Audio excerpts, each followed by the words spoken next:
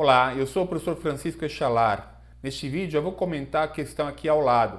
É uma questão do Enem de 2019. Essa questão me foi enviada por uma aluna com o seguinte comentário. A resposta dessa questão era muito contraintuitiva para vários dos colegas dela. Eu não sei exatamente o que a aluna estava pensando quando usou o termo intuitiva, solução contraintuitiva, e o que seria uma solução intuitiva. Eu vou fazer uma hipótese sobre isso.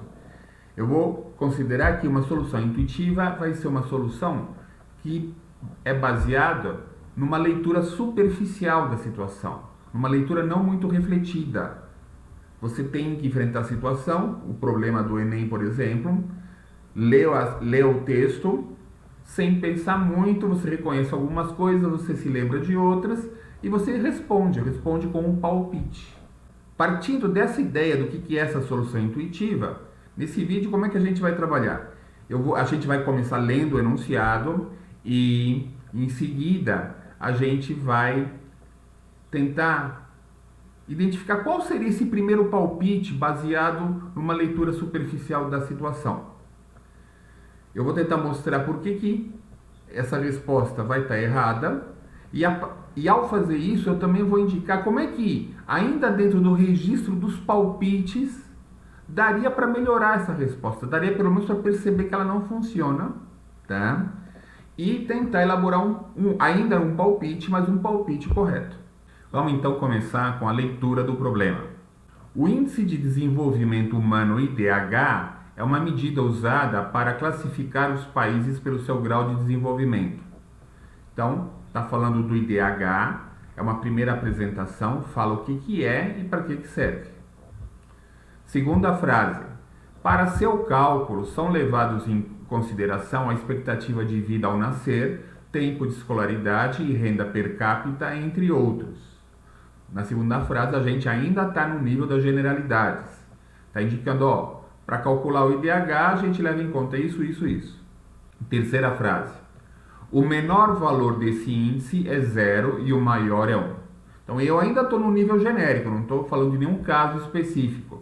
Mas aqui já tem uma informação mais quantitativa que pode ser interessante anotar.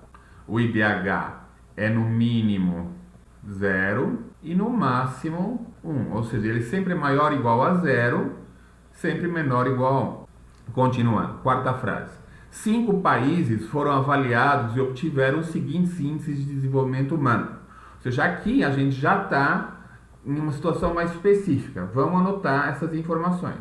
Primeiro país, segundo país, terceiro país, quarto país, quinto país. O primeiro país recebeu um valor x, o segundo raiz de x, o terceiro x elevado a 1/3, o quarto x ao quadrado e o último x ao cubo. Então vamos anotar esses valores.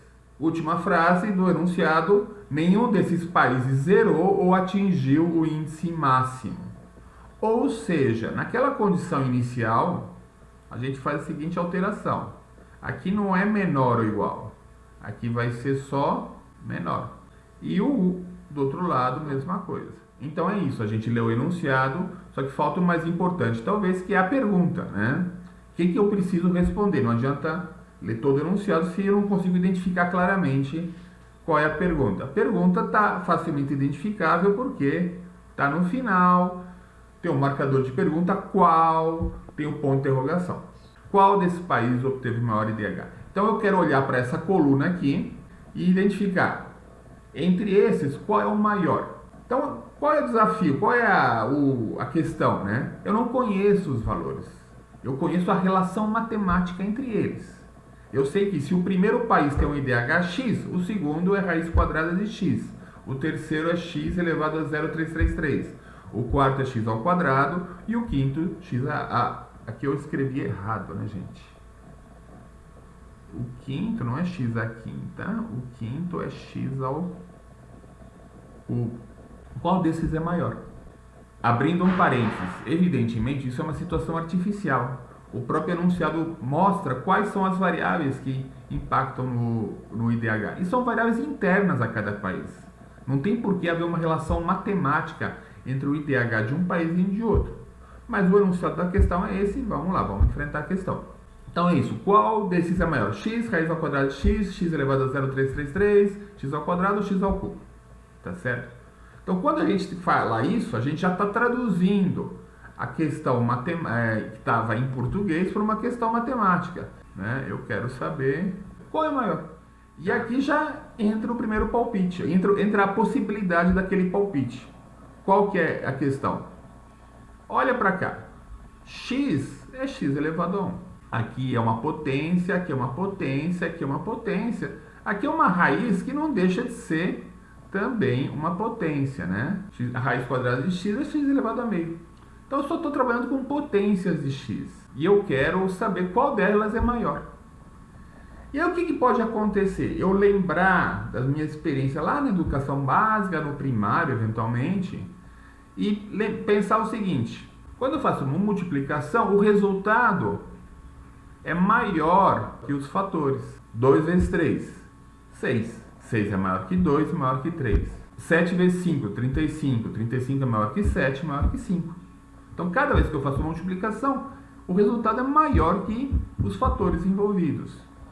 Uma potenciação é uma multiplicação repetida. Então, qual é a ideia? Qual é o palpite? Qual é a ideia que está lá por trás? Se com multiplicação o resultado sempre é maior que os fatores e a potenciação é uma multiplicação repetida, isso quer dizer o quê? Quanto maior o número de repetições, quanto maior o expoente, maior vai ser o resultado.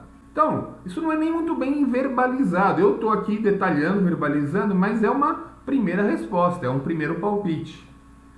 E aí a pessoa olha, aqui é x elevado a 1, x elevado a meio, x elevado a 0,33, x elevado ao quadrado, x elevado ao cubo. Qual é maior? Essa última, o quinto país. Então esse seria o palpite intuitivo. Agora vamos ver qual é o problema com ele e como é que a gente poderia melhorar esse palpite. Como é que eu poderia verificar isso? Ainda no registro de palpites, ainda não no registro de uma solução lógico-dedutiva. A verificação garante alguma coisa? Não. Mas ela permite identificar erros mais imediatos. Então vamos fazer uma verificação. Como é que seria uma verificação aqui? A gente escolhe um valor para x, por exemplo, x igual a 2. E começa a fazer as contas. X ao quadrado dá 4, x ao cubo dá 8. O que a gente observa? Vai aumentando o expoente, maior o resultado. X elevado a 1, 2, quadrado 4 maior que 2, ao cubo 8 maior que 4, maior que 2. Pô, acabei de verificar. Tá certo, parece que tá certo. O que isso me adianta? Aí entra uma outra questão. Então, primeira dica é verificar. Segunda dica, verificar se você usou todas as informações do problema. E quando a gente faz isso, a gente está ignorando uma informação que apareceu logo no começo. Que informação é essa? Que o IDH dos 5 países são maiores que 0 e menores que 1. Então, esse teste aqui não funciona. Não vale. Tá? A gente pode fazer um teste, mas tem que fazer um teste para realmente ele funcionar como um detector de erros grosseiros. Tem que ser um teste que utilize essa informação aqui. Vamos pegar um outro valor para x. x01. X ao quadrado vai ser quanto? 0,1 vezes 0,1. 0,01. X ao cubo vai ser o quê? 0,1 vezes 0,1 vezes 0,1. 0,001. Então, o que está acontecendo aqui? Aqui, o expoente aumenta. Aqui, o que acontece? Resultado diminui. Então, percebe? É uma verificação parcial, a gente não mexeu com as raízes, nem com o x elevado a 1/3, tanto aqui como na outra verificação, né? Mas já dá uma dica de que aquela primeira intuição, aquele primeiro palpite, que quando o expoente aumenta, o resultado também aumenta, não funciona. Não funciona nesta faixa de valores aqui. Então, se eu ficar no nível dos palpites, qual seria a resposta então? Qual seria a conclusão? Primeiro que é o contrário do que a gente esperava.